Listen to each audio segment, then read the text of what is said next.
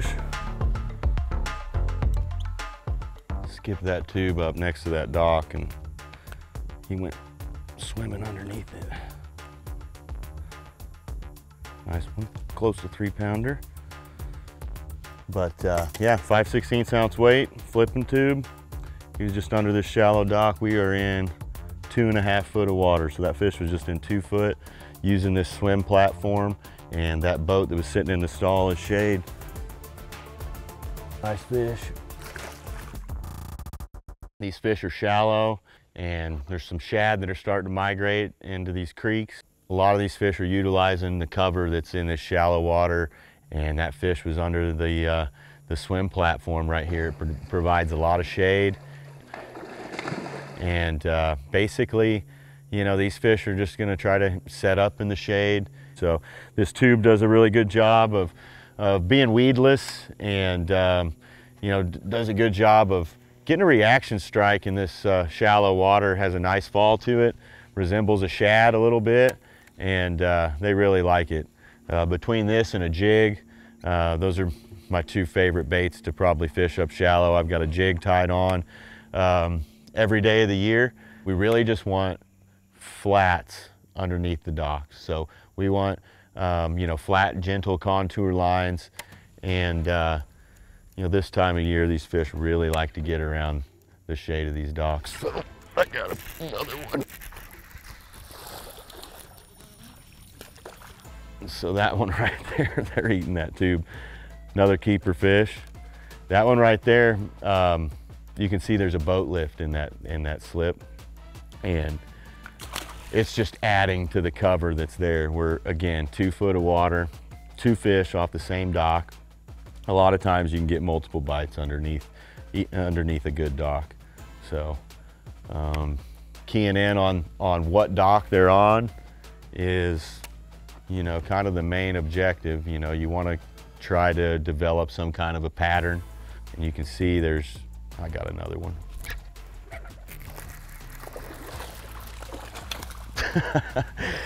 And that's how you want to do it. You want to find a boat dock that's got a whole school of them underneath it. I mean, we're in 2.5 foot of water. That Hayabusa 4/0 hook has got them pinned. And yeah, I probably need to retie because I'm throwing it in some pretty heavy stuff, but that's why you got 25-pound line on. But I keep getting interrupted when I'm talking about this boat lift, but there's a boat lift in there. And so that boat lift's actually down on the bottom, and it's creating a lot of extra cover. In 2 foot of water, you know, those lifts are sitting on the bottom, and those fish are just using it like a brush pile or lay down or something like that. I'm able to see in there right now, and I can see the 2 bunks in the middle. And so what I did is I just picked the open spot in there and pitched that bait up in between there on that last fish, and was able to work it through that lift.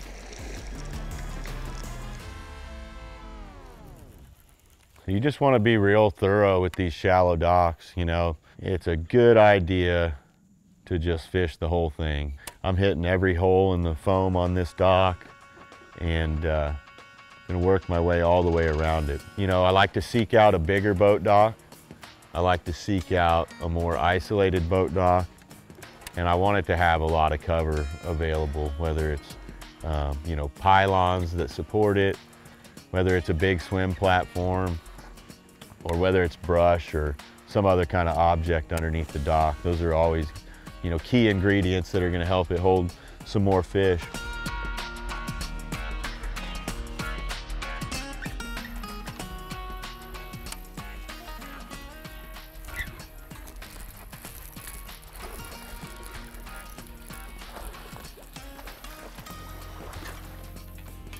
Nice one.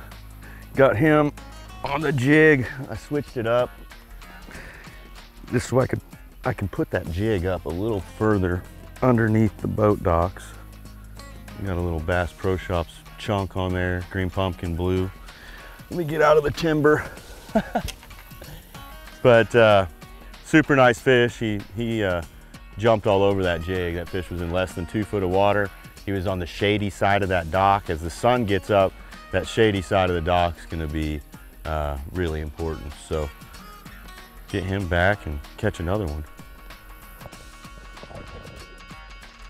Well, we started off today with the flipping tube. This is just a 4-inch Bass Pro Shops flipping tube. I've been throwing this bait for years. It's one of my confidence lures, and it really catches fish in the fall. Kind of resembles a shad. We picked this up because it's extremely weedless. It's on 25-pound line, Bass Pro Shops XPS fluorocarbon line, and I got a 5/16 ounce tungsten weight on here from Bass Pro Shops as well, with a 4/0 Hayabusa 959 wide gap offset hook. You want that wide gap hook for that tube because it's a big bite. Got a 7'6" heavy action Johnny Morris Signature Series rod, an 8:3-to-1 gear ratio reel, 7'6", so we got a lot of leverage. We can pull those fish away from the cover. We caught several fish on this, and then the sun got up a little bit, and I can skip a jig a lot better than the tube. A 1/2 ounce jig is usually my favorite size. I fish a jig all year long. I've got a just a chunk trailer on there. This is a Bass Pro Shops Elite chunk here. I've got green, pumpkin, and blue. It really matches that black and blue jig nicely. This is a Trophy Bass Company Pro jig. That flatter surface, whether it's this kind of jig or an arky jig, something that has a flat bottom to it, really helps that jig plane out. It's almost like skipping a rock. The chunk, it also has a flat spot to it, and that also helps it skip along the surface of the water better and underneath these boat docks. On this setup, I've got a 20-pound Bass Pro Shops fluorocarbon line. I just get a little bit better castability out of the 20-pound line rather than the 25. It helps me skip it up underneath these docks a little bit better. I've got it on a 7'4" heavy action rod, carbon light, Johnny Morris Signature Series from Bass Pro. This is the new technique specific rod. This is actually their dragging rod. So it's made for, Texas rigs, Carolina rigs, things that you're dragging on the bottom. But that was the combo today. These are by far my favorite two choices to go for when I'm fishing shallow cover, and especially around boat docks. I'm gonna try for that one again. We just had a 3 or 4 pounder follow this tube out of one of these laydowns. We were just kind of fishing the cover in between these docks, and a really nice fish came out and tried to eat that thing right as I was reeling it in. So gave him a couple minutes to kind of set back up on where he was hanging out at. Now we're gonna see if we can't drop this tube back on him and catch him this time. And there he is. How cool was that? So this fish came running out 100 miles an hour after this tube just a couple minutes ago and tried to eat it as I was pulling it out of the water. And I dropped the bait back to him. He didn't eat it. And so I just gave the fish a minute to circle back around and go back to wherever he came from, because he swam out here and went right under the boat and missed that thing. And so gave him a couple minutes, circled back around, and this is what we got. So nice 3-pounder. Let him go here. God, he is angry. There you go, dude. So the basic retrieve with this jig, or the tube even, is just to throw it out there, whether you're fishing the brush piles or laydowns or fishing a dock like we got in front of us. You want to put it in the heart of that cover. So in this case, in the dock, I want to skip that jig or that tube as far back into the darkness and shade of that dock as I can. And once I get it back there, I'll simply let it go to the bottom. And if there's cover available, you're only in 2 or 3 foot of water. You're gonna feel your way through the cover. Just slowly crawl it back to the boat. A lot of times the strikes are gonna fall, or gonna come on the initial fall rather. But I wanna keep my finger on contact, in contact with that line.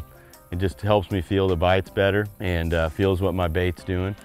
It might even give it a little extra action, you never know. So if you're going to somewhere and trying to replicate this, or just fishing shallow in general, we're just getting into the start of what I would consider fall.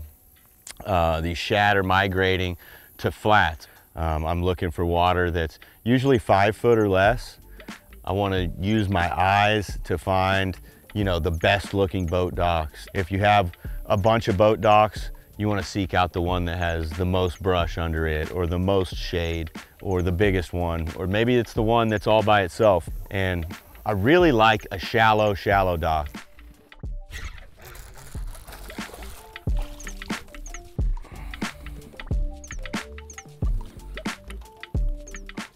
That fish, I just pitched it in there and he went swimming off with it.